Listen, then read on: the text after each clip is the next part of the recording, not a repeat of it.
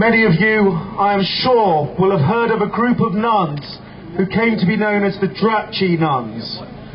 They were put in prison by China, thrown into prison 20 years ago after the last major protests in Tibet. Their crime? Calling for a free Tibet, nothing more.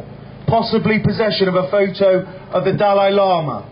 They were put in prison, they were tortured. But their spirit was indomitable. They never once bowed to their Chinese captors. And they showed their defiance, not through violence, but they showed their defiance by recording songs. They recorded these songs in a dark cell in the depths of Drapchi prison whilst they were being tortured. But these songs were smuggled out, and they told the world that Tibetans, even in their darkest hour, when they were being tortured in a Chinese prison, refused to bow to their Chinese captors and their Chinese occupiers.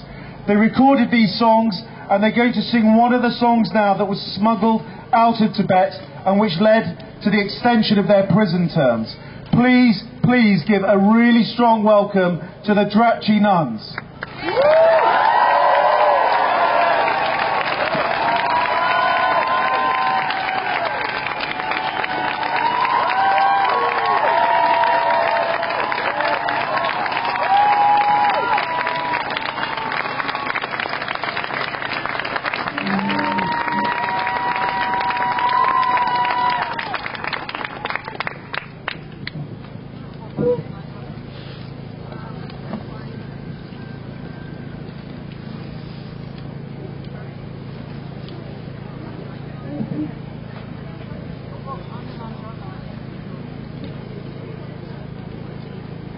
Good day, everyone. My name is Sandra. I feel honored to be given this opportunity to speak out my experiences and thought.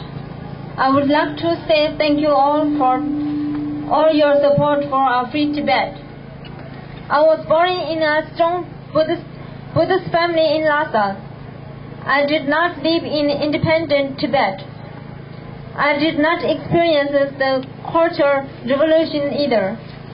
Yet I saw with my own eyes the consequences of the Chinese occupation of Tibet. As I grew older, I started to know that Tibetans were being imprisoned, tortured, and killed for their political and religious beliefs, including my own family. My uncle, my father, and my brother spent years in Chinese prison in Tibet. My oldest brother was even shot to death at the age of 13. As I inevitably saw and experienced the lack of freedom for Tibetans in Tibet, I was filled with pain to see my country being occupied, robbed, and destroyed by the Chinese government.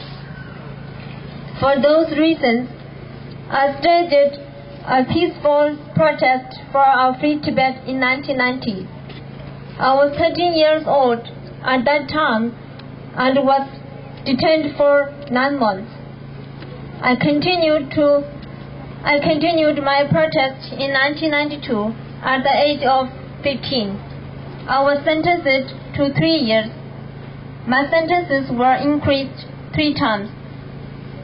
Once in 1993, another in 1996, and then in 1998. This made my sentences to have been 23 years in total. I was released after 11 years of prison term. While in prison, I was subjected to all kinds of torture, including solitary confinement. The weapons that the Chinese guard used against me, and the suffering that they put me through, I still remember everything as if it happened yesterday. There have been protests for freedom and a call for the return of His Holiness Dalai Lama, which start on the 10th March in Lhasa. The protests have spread throughout the Tibetan areas. This is a clear sign to the Chinese authorities and the world that the Tibetans in Tibet have not accepted Chinese rule. China rules Tibet with a brutal occupation. The longing for freedom that many Tibetans have sacrificed so much for in the past remains as strong today. Through their protests so far, Tibetans inside Tibet have made their voices heard loudly around the world. Now, more than ever, the brave people of Tibet need Tibetans in exile and our supporters around the world to echo their voices. I respect the courage of all those that have taken part in the protest for freedom, but I am also gravely concerned about the consequences that they start to face. I fear for those imprisoned because of my own experience in prison. I know exactly how they are treated. Many people have already lost their lives. Many have been arrested, and many will be arrested. Today, to my understanding, the Olympic Games is usually hosted in countries where human rights and freedom are respected. The 2008 Olympic Games are about to happen in Beijing. However, human rights abuse and violation of freedom in China is well documented. Yet China continues to rule Tibet with a brutal and heavy hand. For example, the Chinese Communist Party forced Tibetans in Tibet to denounce our temporal and spiritual leader, His Holiness the Dalai Lama. Even a display of Dalai Lama's photo leads to a long imprisonment, severe treatment and torture.